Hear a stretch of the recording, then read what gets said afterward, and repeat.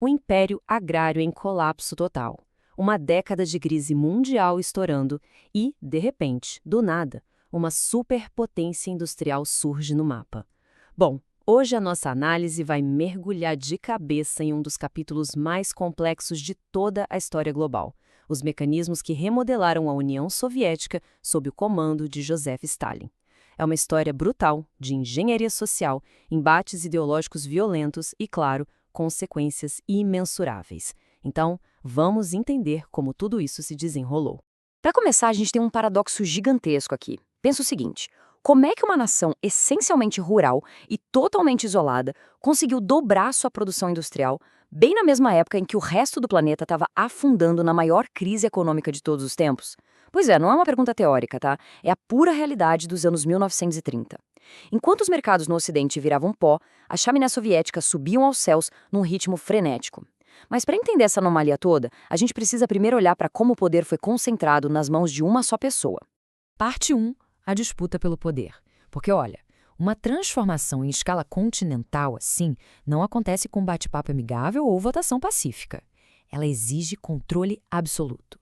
E é para esse cenário de conflito interno implacável que a gente vai olhar agora. Vamos dar uma passada rápida nessa linha do tempo.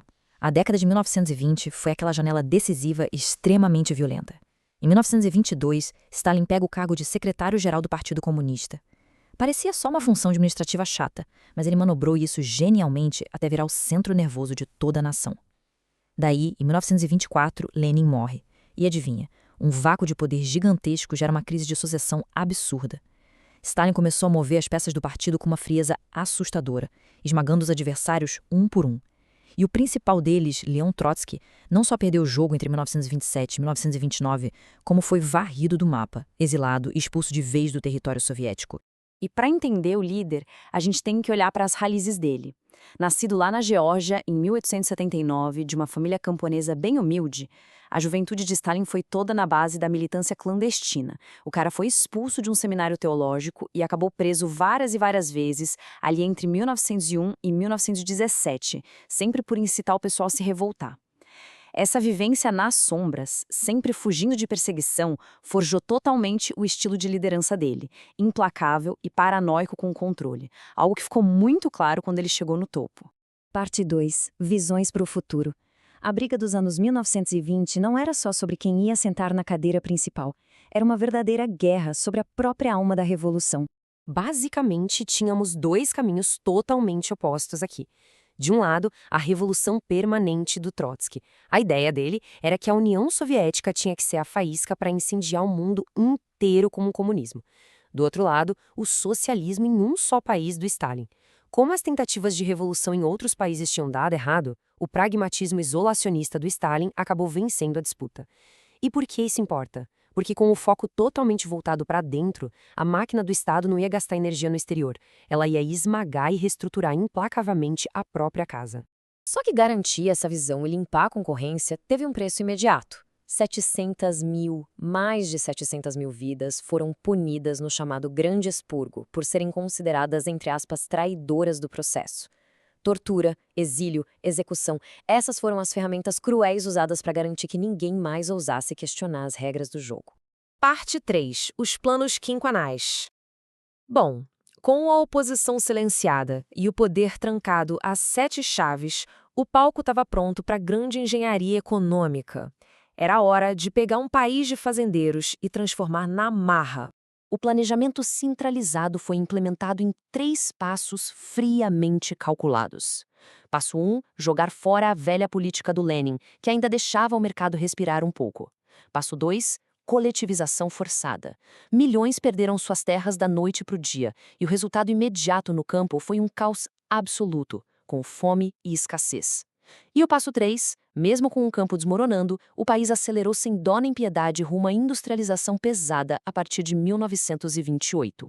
A logística por trás desse primeiro plano quinquenal era de uma frieza brutal. O foco era carvão, petróleo, aço e tudo isso dependia de extrair até a última gota de suor humano. A galera trabalhava com cotas quase impossíveis de bater e jornadas insanas. E a vigilância onipresente. Parar para respirar ou se distrair no meio do turno não era só fazer corpo mole, era tratado como sabotagem contra o Estado. Podia dar cadeia ou até paredão de fuzilamento. Era o Estado sugando a vida da população para construir suas fábricas.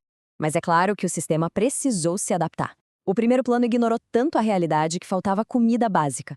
Então, o segundo plano deu uma leve freada e colocou umas metas agrícolas um pouco mais realistas, só para tentar evitar um colapso total da população. Mas aí vem o terceiro plano em 1938 e o jogo muda de novo. O foco gira 180 graus direto para a indústria de armas, antecipando o banho de sangue internacional que seria a Segunda Guerra Mundial. Parte 4. Crescimento e crise global. O fato é que todo esse choque gerou resultados nos papéis. E quando a gente compara isso com o que estava acontecendo lá fora, o cenário é fascinante. Olha só esse salto no gráfico. Em 5 anos cravados, sob um regime punitivo pesado, a produção saltou de 18,3 para 43,3 bilhões de rublos. É uma injeção massiva de riqueza industrial, criada do zero, de forma totalmente interna e a um custo social devastador, bem durante o primeiro plano quinquenal. E esse salto alterou literalmente o mapa do país. Uma verdadeira multidão saiu das áreas rurais e foi arrastada para os novos centros fabris, que pipocavam de forma agressiva. Isso jogou a população urbana de 18% para 33% em pouquíssimo tempo. O perfil do cidadão soviético mudou radicalmente. E se a gente botar isso lado a lado com o resto do mundo, a situação fica ainda mais maluca. Em 1929, o mundo capitalista estava derretendo com a quebra da bolsa, com falência para todo lado. Já a União Soviética parecia viver numa bolha acelerada e isolada. Só que a conta sempre chega, né? Com o comércio global em colapso, as exportações soviéticas despencaram, a solução do governo? Apertar ainda mais a população internamente para não depender de fora. O Estado ficou gigante, mas o consumo da família comum, esse foi pro buraco. Parte 5. A máquina do terror. Claro que forçar um país inteiro a mudar tão rápido ia gerar resistência. E é aqui que a gente entra na parte mais sombria da engrenagem. O sistema de repressão que fazia a roda girar. O clima de paranoia virou regra no Grande Terror.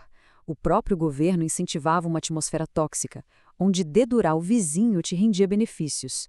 O controle não era só o guarda na rua, o seu colega de trabalho podia ser o guarda. Isso destruiu a confiança na sociedade. E lá no topo, a foice também passou solta. Em 1934, com a desculpa de uma conspiração interna, uns 30 mil militares, incluindo a alta cúpula, foram executados. O recado era claro: lealdade ou você é o próximo. E quem caísse nas garras dessa máquina tinha um destino quase certo, os famosos gulags. Isso não era só prisão, não. Eram complexos industriais de trabalho escravo no meio do nada, num frio congelante para ninguém conseguir fugir.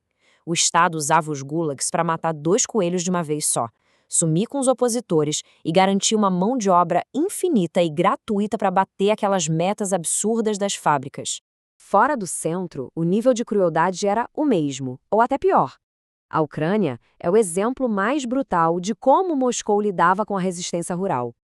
Quando os camponeses ucranianos bateram o pé contra a entrega das colheitas, o governo central simplesmente confiscou tudo, limpou os celeiros e bloqueou as estradas. O resultado foi uma fome artificial avassaladora, que a gente conhece hoje como Holodomor, literalmente fome-morte. E para a gente ter noção da escala de tudo isso, 18 milhões. Esse é o número estimado de pessoas que foram engolidas pelas engrenagens de gelo dos campos de trabalho forçado. 18 milhões de seres humanos usados como combustível descartável para o progresso estatal. E junto a isso, 3 milhões. Só na Ucrânia, a fome induzida varreu do mapa mais de 3 milhões de vidas civis. Tudo por causa de ordens dadas por burocratas numa mesa, dispostos a pagar qualquer preço para manter o controle absoluto. Então, o que sobra de toda essa engrenagem? A dualidade da era stalinista é de explodir a cabeça. O país saltou da enxada de madeira para os grandes complexos industriais em 20 anos e se preparou para bater de frente com as potências globais. Mas a grande pergunta que não quer calar é: qual é o real custo histórico de modernizar um país à força, quando o cimento das fábricas é o controle absoluto e o sacrifício de milhões de pessoas? Tem como separar o avanço técnico dessa conta moral tão pesada? Fica a reflexão para quem acompanha as nuances e as sombras do nosso passado. A gente se vê na próxima análise.